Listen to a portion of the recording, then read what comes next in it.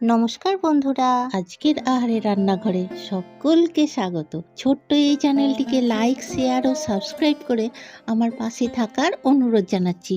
বুঝতেই পেরে গেছেন আজকে কি ভিডিও নিয়ে এসেছি। আজ চলে এসেছি ঘটি বাড়ির গোটা সিদ্ধের রেসিপি নিয়ে। আমার মা যেভাবে বানাতেন আমি সেই রেসিপিটাই এখানে দিয়েছি। এটা এক এক বাড়িতে এক এক রকমভাবে এক এক পদ্ধতিতে বানানো হয়। চলুন দেখে নেওয়া যাক আমার মায়ের গোটা সিদ্ধের রেসিপি।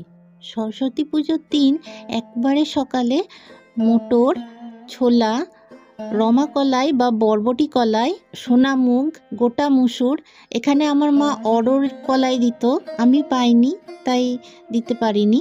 মাসকলাই বা খোসা শুদ্ধ বিউলি কলাই শুকনো কড়াইতে নেড়ে সুগন্ধ ওঠা পর্যন্ত ভেজে সব কলাইগুলো ভালো করে পরিষ্কার করে ধুয়ে ভিজতে দিতে হবে। ভালো করে বেছে নিতে হবে। প্রায় নিখুঁত জিনিস দিয়েই গোটা সিদ্ধ তৈরি হয়। এবার আগের নোংরা জলটা ফেলে পরিষ্কার জল দিয়ে আবার ভিজিয়ে রেখে দিলাম। আগে থেকে ভিজিয়ে রাখলে গোটা সিদ্ধটা ভালো সিদ্ধ হয়। অন্য আর একটা পাত্র নিয়ে নিয়েছি। তাতে আমি কি কি সবজি দিচ্ছি একবার দেখে নিন।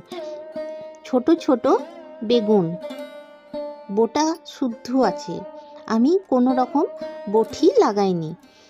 সাদা সিম, সেটাও গোটা ছড়াটাই আছে।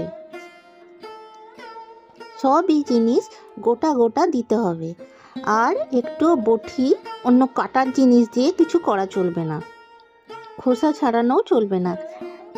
সিম যেমন দিয়েছি কচু, এখন দিয়ে দিচ্ছি মটরশুঁটি। মটরশুঁটিগুলো আলোয় দেখে নেবেন যাতে ভিতরে পোকা না থাকে। রাঙা আলু, নতুন আলু, পুঁই মিটুরি বা মিচুলি, রসুন গাছ, এটা অনেকেই দেয় না। আগে যখন গ্রামের বাড়িতে রসুন গাছ পাওয়া যেত না, তখন আমার মাকে দেখেছি কয়েকটা রসুন বাড়িরই কোথাও পুঁতে রাখতে। একটা পালং শাক নিয়েছি, যেটা শীষ শুদ্ধ, গোটা পালং শাকও একটা দিয়েছি। আস্ত শীষ শুদ্ধ পালং শাক আমি পাইনি। আর এটা দিচ্ছি বেথুয়া শাক, এটাও আস্ত, শীষও আছে। সবগুলো বড় পাত্রে ভিজিয়ে রাখতে হবে। এখন দিলাম টোপা কুল। এই সময় সজনে ফুল পাওয়া বড় কঠিন, আমি অল্প পরিমাণে পেয়েছি আর বিশাল দাম, তো এটা আমি একটা পাত্রে আলাদা করে জল দিয়ে ভিজিয়ে রেখেছি, ধুয়ে তুলে নেব। অনেক কিছু জিনিস লাগে, তাই মনে করে সব জিনিসগুলো ভালো করে ব্যবস্থা করে আগে থেকে তৈরি রাখবেন। এবার একটা বড় প্রেসার কুকারে সর্ষের তেল দিয়েছি। তেলটা গরম হলে শুকনো লঙ্কাগুলোও দেখুন আস্ত, আর তেজপাতা দিয়ে দিলাম। তেজপাতাটাও আমি ছিঁড়িনি। আর দিলাম গোটা জিরে। এবার আগে থেকে ভিজিয়ে রাখা কলাইগুলো জল ঝরিয়ে সবটা দিয়ে দিচ্ছি। আমি খুন্তি বা হাতা কিছুই ব্যবহার করিনি, হাতে করেই সবটা সমান করে নিলাম। এরপরে আলু, রাঙা আলু, সিম একে একে দিয়ে দিচ্ছি। এমনভাবে দিচ্ছি যাতে কোনোটাই ভেঙে বা ছিঁড়ে না যায়। বেগুন, মটরশুঁটি, কুল সব দিয়ে দিয়েছি, কুলেরও বোটা ছাড়াইনি। কয়েকটা কাঁচা লঙ্কাও দিয়েছি বোটা শুদ্ধ। এখন দিয়ে দিলাম রসুন গাছটা, পালং শাকটা, বেথুয়া শাকটা। বেথুয়া শাকেরও শিকড় পর্যন্ত দেখুন আছে। যদি একটা বালতির মধ্যে ভেজানো হয় তাহলে এই কাজটা সহজে হয়। পুঁই মিটুরি আর সজনে ফুলও দিয়ে দিলাম।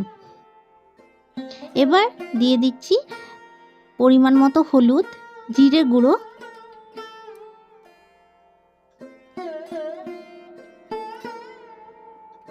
লবণ স্বাদ মতো দিয়ে দিয়েছি। এবার পরিমাণ মতো জল দিয়ে দিতে হবে। এখানে আমি 1.5 গ্লাসের মতন জল দিয়েছি। আমি তো এটা প্রেসার কুকারে করছি, কিন্তু আগেকার দিনে ঠাকুমার কাছে গল্প শুনেছিলাম যে সব রান্না হওয়ার পর অনেক রাত্রি হয়ে যেত, তখন ঠাকুমা, মা ওরা হাঁড়ির মধ্যে এটাকে রাত্রেবেলায় ছেড়ে দিত কম আঁচে। দেখুন তৈরি হয়ে গেছে। এবার এর ওপর সামান্য সর্ষের তেল দিয়ে দিচ্ছি। খাওয়ার সময় সর্ষের তেল আর কাঁচা নুন দিয়ে ভালো করে মেখে খেলে খুবই সুন্দর লাগে। এর সাথে মাছের টক, বাঁধাকপি, শীষ পালংয়ের শাক, তরকারি, মাছের ঝাল আর ভাজা হয়। অনেকগুলোই ভাজা হয়, আমার এখানে অতগুলো ভাজা করিনি। এই পুরানো রেসিপিগুলোকে হারালে চলবে না। এতক্ষণ আমার সাথে থাকার জন্য অসংখ্য ধন্যবাদ বন্ধুরা। আর ভালো ভালো রেসিপির জন্য অবশ্যই চ্যানেলটাকে সাবস্ক্রাইব করে নেবেন। আমাদের সংস্কৃতিকে আমাদেরই বাঁচিয়ে রাখতে হবে, আর তার জন্যই এত সহজ পদ্ধতি। ভালো থাকুন, খুশি থাকুন, স্বাস্থ্যকর আহারে সুস্থ থাকুন। আবারও চলে আসবো অন্য কোনো দিন অন্য কোনো দারুণ সুস্বাদু রেসিপির সাথে।